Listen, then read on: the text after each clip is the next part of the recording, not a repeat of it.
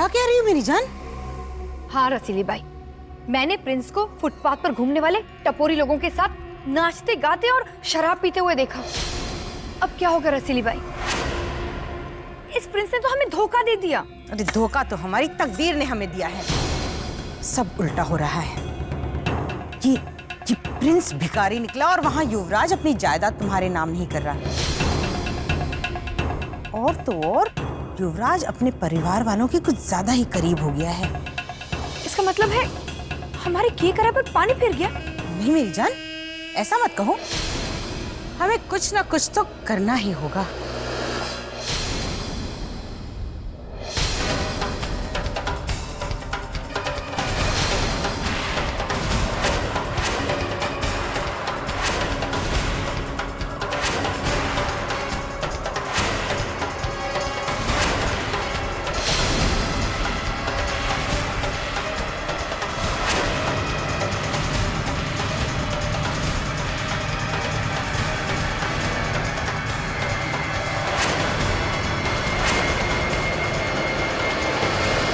क्या बात है पवित्रा जी, आप कल रात को हमसे बात किए बिना ही लौट गई?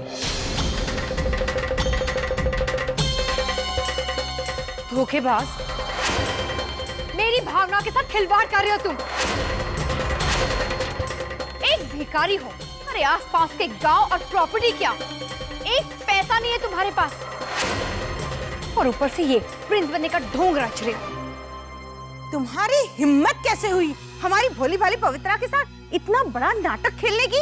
तुम खुद हमारे प्रिंस के साथ कोई ऊंची आवाज में बात तक नहीं कर सकता, फिर आप लोग ने गुस्ताखी की कैसे?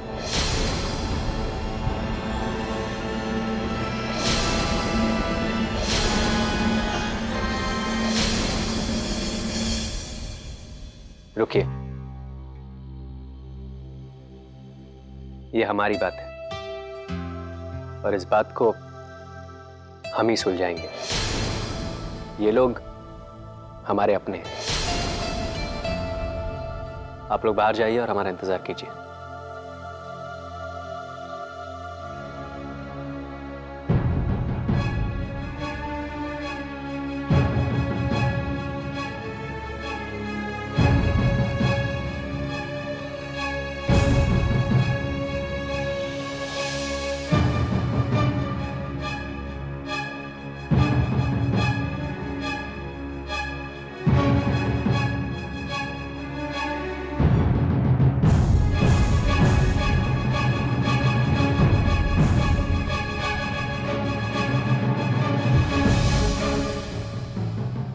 आपने सोच भी कैसे लिया कि हम पवित्रा जी जैसी औरत को धोखा दे सकते हैं?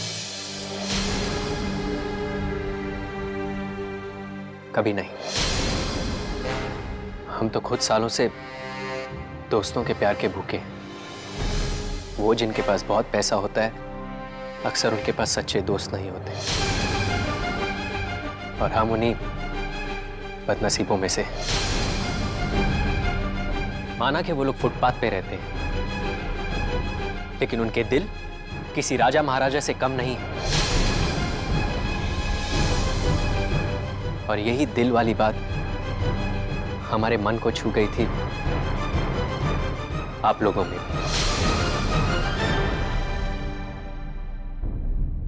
कल रात को जब आपने हमसे मिलने से इनकार कर दिया था, तब हम बहुत अकेलापन महसूस कर रहे थे।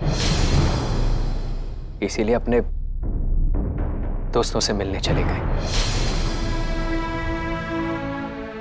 और रहा सवाल हमारी इतनी सारी दौलत का,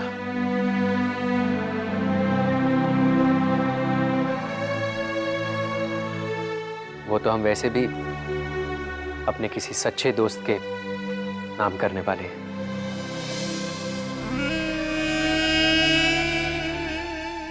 पर अफसोस, आप तो हमारी भावनाओं को समझ ही नहीं सके, और इस बात का हमें बहुत दुख है। सही है पवित्रा, जो प्रिंस कह रहे हैं बिल्कुल सही है। अरे तुम प्रिंस की भावनाओं को समझी ही नहीं।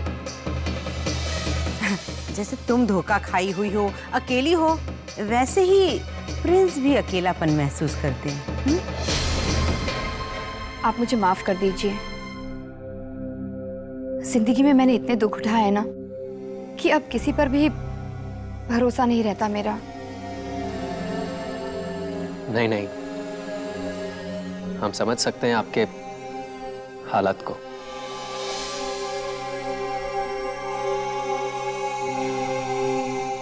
हीरो, ये दोनों तो पल में पार्टी बदल सकते हैं। अच्छा हुआ बाप अपुन ने ये पत्ता फेंका, वरना अपुन का तो शो ही छूने वाला था।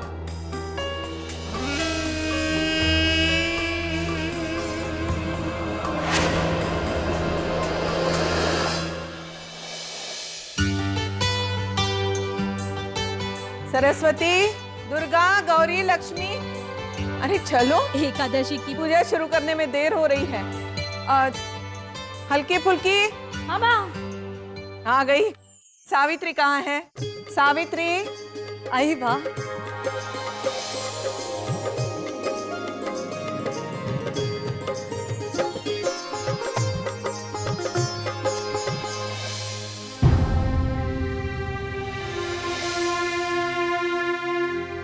ये क्या पहन के आई है? क्या पहन के आई है? गायत्री बेन, बाल सफेद हो गए पर ऐसा हमने कहीं नहीं देखा। ये सावित्री तो विधवा है ना? तो क्या पूजा में ये 16 श्रृंगार करके बैठेगी क्या? इनका पति तो गुजर चुका है ना।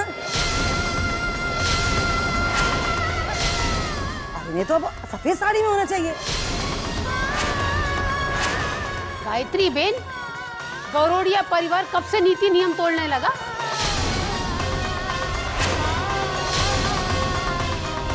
मैंने कोई नियम नहीं तोड़ा है। मेरे पति गुजरे नहीं हैं, वो जिंदा है। सावित्री भाभी, ये लोग सही कह रही हैं। अब तो आपको समझना ही चाहिए कि आप भाई की विधवा हैं, सुहागन नहीं। भाभी, आपको सफेद साड़ी में बिना श्रृंगार के यहाँ आना चाहिए था, ऐसे नहीं। क्यों बुआ? आखिर इसमें गलत है क्या है? हाँ बुआ, अगर माँ का ये विश्वास है कि उनका सुहाग अभी तक जिंदा है, तो हम कौन होते हैं उनके विश्वास को गलत साबित करने वाले? बुआ, हम भी तो सिर्फ मान रहे हैं ना कि बापूजी नहीं रहे। बुआ जी, क्या हम यकीन के साथ कह सकते हैं कि बापूजी नहीं है? क्या हमें आज तक बापूजी की जब हम सब ये बात यकीन से कह ही नहीं सकते, तो फिर ये बात माँ पर इस तरह से क्यों थोपी जा रही है? हम सब माँ के साथ हैं। बुआ, माँ सफेद साड़ी नहीं पहनेगी। चुप रहो सरस्वती, जब बड़े बात कर रहे हो ऐसे में तुम लोग बीच में ना ही बोलो तो बेहतर है। हमारे भी तो भाई थे ना वो, हमने भी तो मान लिया है ना इस सच्चाई को कि वो नहीं रहे। जब इतने सारे बुजुर्ग लोग कह रहे हैं तो फिर सावित्री भाभी समाज के नीति नियम को मानने से इनकार करने वाली होती कौन है? सूर्यकांत गौरोड़िया की पत्नी।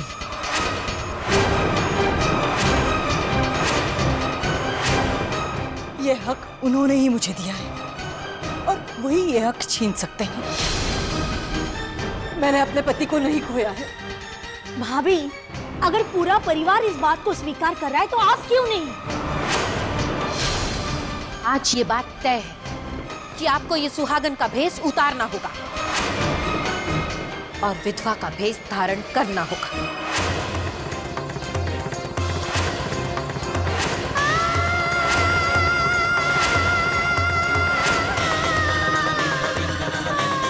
मेहरबानी करके मुझे विधवा मत बनाइए। मेरे पति गुजरे नहीं है, जिंदा है वो जरूर वापस आ जाएंगे। वो वापस आ जाएंगे।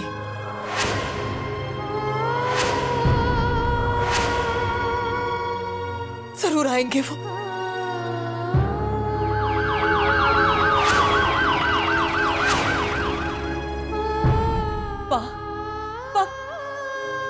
कहिए ना इन्हें कि मेरा विश्वास गलत नहीं है।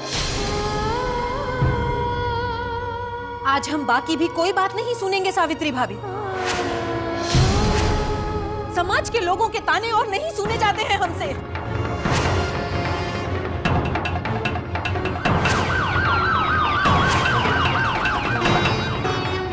भाभी, आज आपको सफेद साड़ी पहननी होगी। ये सुहागन का भेष उतारना ही होगा। सावित्री बहन, आप सच को झुठला नहीं सकती। जब मैंने मान लिया है, आप भी मान जाइए। हल्की बहन फुल्की बहन जो भी कह रही वो सच है। वो सच नहीं है मेनका बहन। सच तो मेरा विश्वास है। मेरा ये मंगलसूत्र सच है। सच मेरा भगवान है। पर आज भगवान को मुझे ये सबूत देना ही होगा कि मेरे पति जिंदा है। सबूत देना होगा मुझे।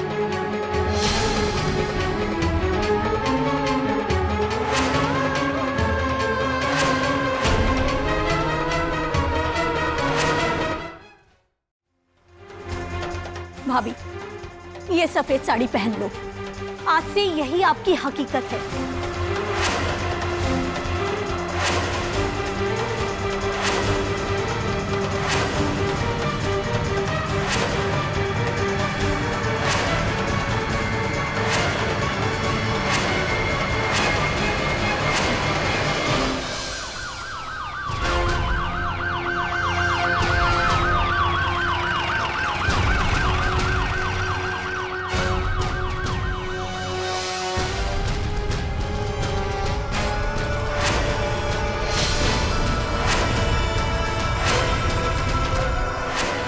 ये मेरी हकीकत नहीं है फुल्की बहन।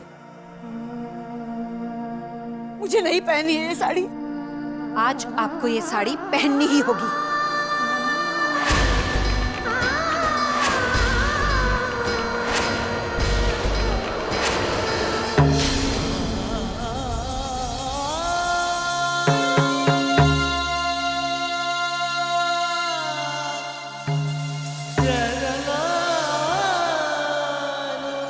बस बुआ, माँ ये सफेद साड़ी नहीं पहनेगी।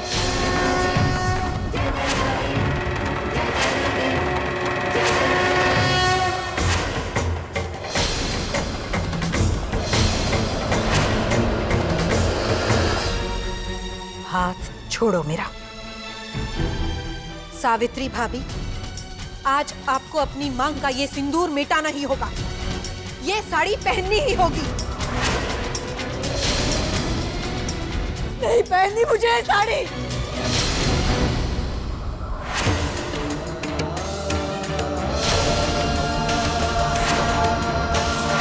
बापूजी,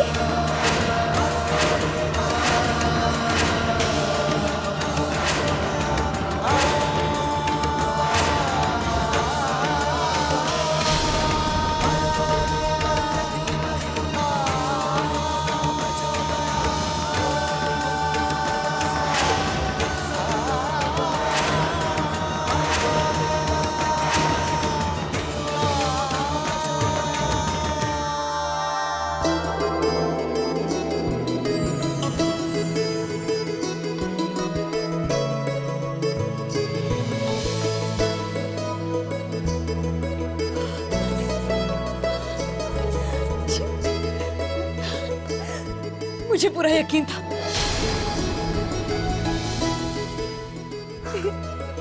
मेरा विश्वास कभी झूठ नहीं हो सकता।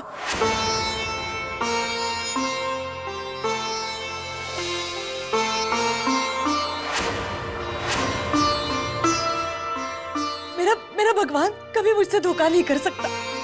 मुझे पूरा यकीन था कि आप जल्दी वापस आओगे।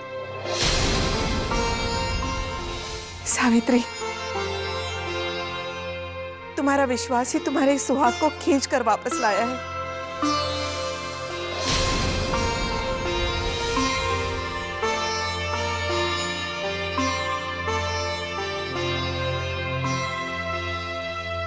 तुमने मेरे बेटे को लौटाया है सावित्री। जीवती रहे, जीवती रहे। माफ करना सावित्री भाभी, हमने आपके विश्वास को गलत समझा।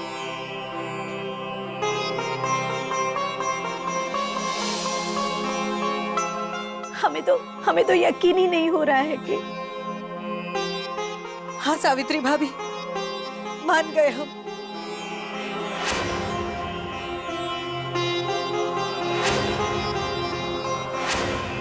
इसी को कहते हैं प्यार और विश्वास, जो अपने पति को मौत के मुंह से भी खींच कर ले आए।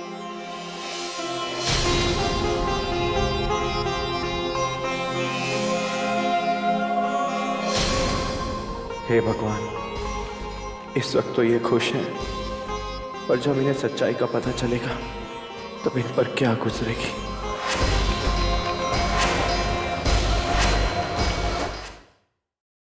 बापूजी, वादा कीजिए कि अब आप हमें छोड़ के कभी नहीं जाएंगे। नहीं जाएंगे ना बापूजी? हाँ बापूजी, आपके बगैर ये पूरा घर अधूरा लगता है। बापूजी, हमारी दुनिया आपसे है बापूजी। हाँ बापूजी, वादा कीजिए ना, अब कभी नहीं जाएंगे हमें छोड़ के।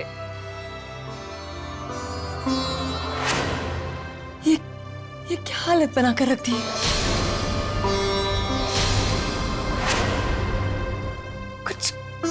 कुछ बोलते क्यों नहीं आप? कुछ तो कहिए ना, कुछ तो बोलिए आप।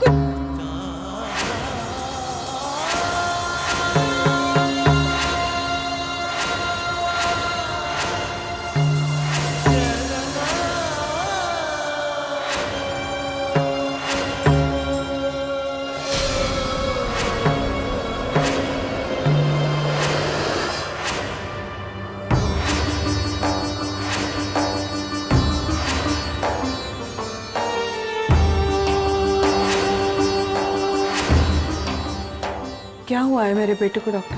क्या हुआ है पापा को?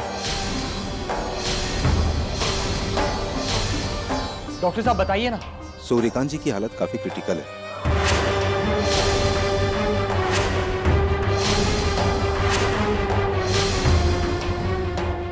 इन्हें डिलीरियम कोमा है। इस बीमारी में पेशेंट अपनी सारी सेंसेस खो बैठता है। उसे पता नहीं चलता वो क्या कर रहा है और कहां पर है। इसमें ना तो पेशेंट को कुछ कहने की ताकत होती है, ना ही कुछ समझने की। आम आदमी इसे कोमा कहते हैं। कोमा? जी हाँ, किसी बात का इन्हें बहुत गहरा सदमा पहुंचा है। डॉक्टर साहब, अब क्या होगा? पापा नॉर्मल कैसे होंगे? डॉक्टर, इस बीमारी का कोई तो इलाज होगा। हाँ, इलाज है। विदेश में ऐसी ट्रीटमेंट ढूंढी जा रही है, पर क्या डॉक्टर साहब? डॉक्टर साहब, आप प्लीज हिचकिचाइए मत, बताइए। ये ट्रीटमेंट काफी एक्सपेंसिव है।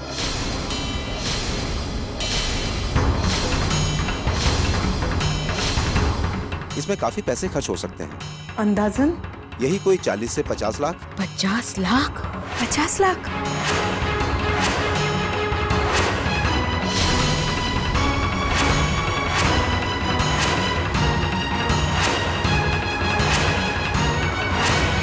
हे भगवान, कहाँ से होगा 50 लाख रुपयों का इंतजाम? कैसे करेंगे हम बापूजी का इलाज? कैसे?